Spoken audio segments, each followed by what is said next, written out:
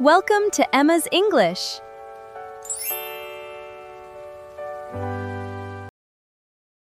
Hey, English learners! Welcome back to Emma's English Talk, your cozy little place to learn real everyday English through natural conversations. I'm Emma. And I'm Tom. We are so happy to have you here with us today for another casual chat. Yes, indeed. And today we are diving into a topic that I think absolutely everyone can relate to. Oh, definitely. It is one of those small but highly stressful situations we all face. It really is, and it involves going out to eat. Specifically, we are talking about the struggle of eating incredibly messy foods in public. Like when you go to a nice restaurant and order something that looks amazing, but then you realize you have to actually put it in your mouth. Exactly. And you suddenly realize that eating this meal is going to be a complete logistical nightmare. It represents a major conundrum for anyone trying to look polite. A conundrum. Yes, that is such a perfect word for it, Tom. It is a great word, but just to make sure all of our listeners are on the same page, what exactly does a conundrum mean? Well, a conundrum is a difficult, confusing, or tricky problem that does not have an easy solution. Like choosing between using your hands or a fork to eat a giant burger. Exactly. That is a classic conundrum because both options have terrible consequences. If you use your hands, the sauce spills everywhere, but if you use a knife and fork, people might look at you funny. Precisely. And that is the exact kind of daily struggle we are exploring today. I think we have all been in that restaurant where we look at our plate and feel a sudden wave of panic. I know I have, and it always seems to happen when the stakes are high, like during a job interview or a first date. Oh, a first date is the absolute worst time for this to happen. It really is because you want to make a great first impression, but the food has other plans. The food wants to end up on your shirt, on your chin, or even on the table. It is a true test of character and coordination. So, Emma, what would you say is the absolute number one culprit when it comes to messy foods? For me, without a doubt, it has to be the giant gourmet burger. Yes, the modern burger that is stacked so high, it is physically impossible to fit into a human mouth. Exactly. It is taller than it is wide, which makes no sense at all. It looks beautiful on Instagram, but it is a total disaster to eat. It really is a disaster, Tom, because as soon as you take that first bite, the whole structure begins to fail. Yes, the sauce starts to squeeze out of the back of the bun and drip onto your wrists. And then the tomato slice slides out completely and lands on your plate with a loud splash. It is like a slow-motion architectural collapse happening right in your hands. That is the perfect way to describe it, an architectural collapse. And gourmet burgers are so ubiquitous these days in almost every trendy restaurant you visit. That is another great word you just used, Tom. Ubiquitous. Yes, ubiquitous is a very helpful word for our intermediate learners. Could you explain to everyone what ubiquitous actually means in this context? Sure, when something is ubiquitous, it means it is present, appearing, or found everywhere. Like smartphones, coffee shops, or indeed those massive gourmet burgers. Exactly. You simply cannot escape them. They are on every single menu. And because they are everywhere, we are constantly forced to deal with them. I always wonder about the chefs who design these giant burgers. Me too. Do they actually try to eat them themselves before putting them on the menu? I highly doubt it, because if they did, they would realize how difficult it is. I think they just want them to look impressive when the waiter brings them to the table. They definitely succeed at that, but then the customer is left to suffer. And the physical process of eating it is so undignified. You have to open your mouth as wide as possible, which is never a great look. No, it is not, especially if you are sitting across from someone you want to impress. You look like a snake trying to swallow a large animal. That is a terrible image, Tom, but it is so incredibly accurate. And then there's the napkin situation. Oh, the napkins. You never have enough of them. Never. They give you one tiny paper napkin that is completely useless after the first bite. Yes, it gets soaked in burger sauce immediately, and then you're just smearing the sauce around your face. You really need a whole roll of paper towels or maybe even a bath towel. I have actually contemplated asking for an apron in a restaurant before.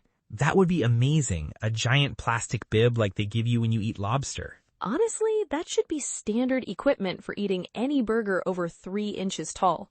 Another food that always gives me a hard time is the taco. Oh yes, tacos are definitely high on the list of dangerous public foods. Especially hard-shell tacos because they're designed to fail. They really are. They are so fragile. You take one bite of a hard taco and the entire shell just decides to disintegrate. Disintegrate. That is a very strong and descriptive word. It is, and it means to break apart completely into many small pieces or crumble into nothing. And that's exactly what happens to a taco shell. 1 second you have a beautiful taco, and the next second you just have a pile of broken corn chips and ground beef in your lap. It's like a magic trick, but a very sad and messy one. It is so true, and then you're left trying to pick up the pieces with your fingers. Which only makes your hands even stickier and messier. And if you try to use a fork, you're just eating a very poorly constructed salad. Yes, the whole spirit of the taco is lost at that point. What about soft tacos or burritos? Do you think they're any safer? Burritos can be safer, but only if they are wrapped tightly in foil. But then you have the challenge of peeling the foil back as you eat. Yes, and if you peel too much, the bottom of the burrito starts to leak. Oh, the dreaded bottom leak. That's a classic burrito disaster. It is, because all the liquid and sauce gathers at the bottom of the burrito. And then it just bursts through the tortilla and drips under your pants. Usually right in the lap area, which is the most embarrassing place to have a food stain. It looks incredibly suspicious, and it's almost impossible to clean up at the table. You just have to spend the rest of the meal sitting very strategically behind your water glass. Or you have to wear a dark-colored pair of pants every time you go out for Mexican food. That is actually a very smart survival tip, Tom. I learned that one the hard way, trust me. I think we all have a few clothing items that have been ruined by messy foods. Absolutely. I have a favorite white shirt that now has a permanent orange spot from spaghetti sauce. Spaghetti, that is another absolute classic in the Hall of Fame of messy foods. Spaghetti is a very deceptive food because it looks so elegant on the plate. It does. It looks like something you should eat in a fancy Italian restaurant while listening to classical music. But in reality, it's a wild animal that refuses to be tamed. It really is. Those long noodles are so difficult to control. If you try to twirl them around your fork, you always end up with a ball that is too big. Or you get one long noodle that hangs down and swings back and forth as you bring it to your mouth. Yes, and as you try to suck it in, it whips around and splashes red sauce all over your face and clothes. The whip effect is real. It's like a tiny tomato sauce-covered whip. It's a hazard, honestly, a culinary hazard. I always feel so envious of people who can eat spaghetti perfectly. Me too. They must have some secret training that we never received. I think they just have a lot of confidence and very steady hands. I usually just avoid ordering spaghetti altogether when I'm eating with other people. That is a very safe strategy, but sometimes you really want pasta. In that case, I'll always choose a short pasta shape like penne or rigatoni. Yes, those are much more manageable because you can just stab them with a fork. Exactly. There's no twirling, no whipping, and no splashing involved. It's much less dramatic, which is exactly what you want when eating in public. It really is all about risk management when you are looking at a menu. Definitely. You have to calculate the potential for disaster before you make your final choice. But sometimes, even when you try to be careful, the universe seems to conspire against you. Conspire. That is an interesting word to use for food, Tom. Yes, conspire is a great word for our listeners, and it means to work together secretly to cause a bad result. Like how gravity, a slippery tomato, and a white shirt all conspired to ruin your lunch? Exactly. It feels like they are all in on a secret plan to embarrass you. It really does feel that way sometimes, especially when you are trying your best to eat gracefully. Gracefully is another key word here, which means doing something in a smooth, elegant, and polite way. Yes, we all want to eat gracefully, but some foods make it physically impossible. For example, have you ever tried to eat a powdered donut gracefully? Oh, that is absolutely impossible, Tom. There is no way to do it. The moment you take a bite, the white powder flies everywhere. It gets on your nose, on your eyelashes, and somehow ends up all over your chest. It is like a tiny snowstorm has occurred right in front of your face. And if you try to blow the powder off your fingers, you just create a bigger cloud. You end up looking like you have been working in a flour mill all day. It is a complete mess, and yet they're so delicious that we keep buying them. We never learn our lesson, do we? Apparently not, because we keep putting ourselves in these stressful situations. Another food that is highly dangerous is the chicken wing. Oh, yes. Chicken wings are a major challenge, especially at a sports bar.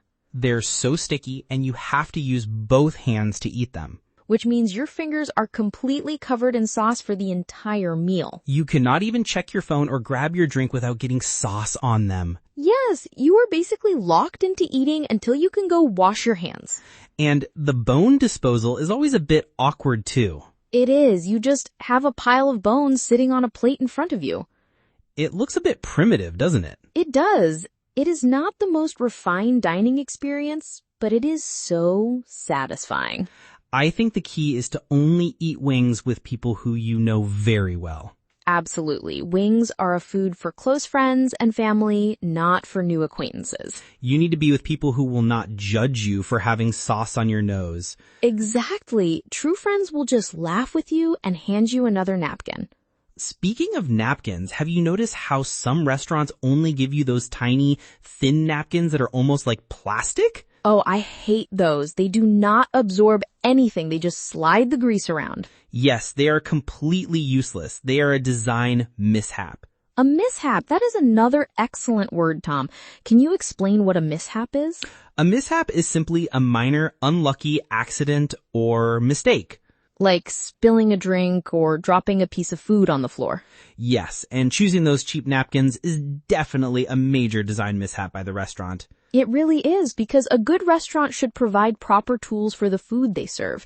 If you serve messy food, you must provide heavy-duty napkins. I totally agree. It should be a law.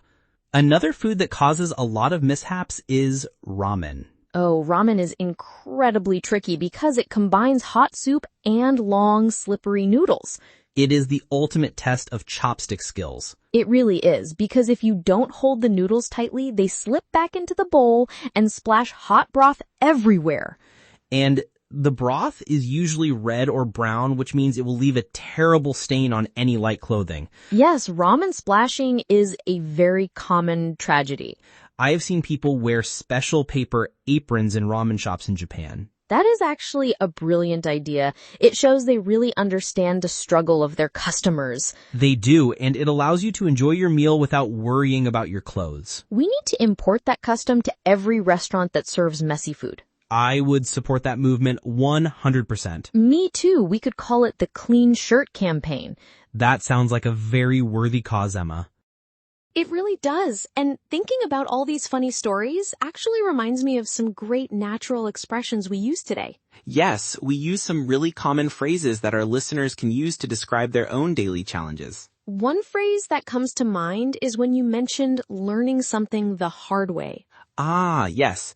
To learn something the hard way is a very common idiom in English. It is, and it means to learn something through a difficult or unpleasant experience rather than being told about it.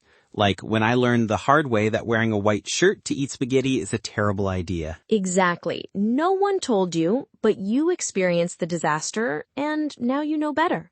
Another great expression we used was when we talked about being on the same page. Oh, yes. To be on the same page is incredibly useful in daily conversation. It means to have the same understanding or to agree about something. Like when we wanted to make sure all of our listeners were on the same page about the meaning of our vocabulary words. Exactly. It is a very natural way to check for understanding. We also talked about something being a test of character. Yes, a test of character is a phrase we use when a situation challenges someone's patience, honesty, or strengths. And eating a giant messy burger in front of your boss is definitely a true test of character. It really is, because you have to stay calm and professional while your food is falling apart.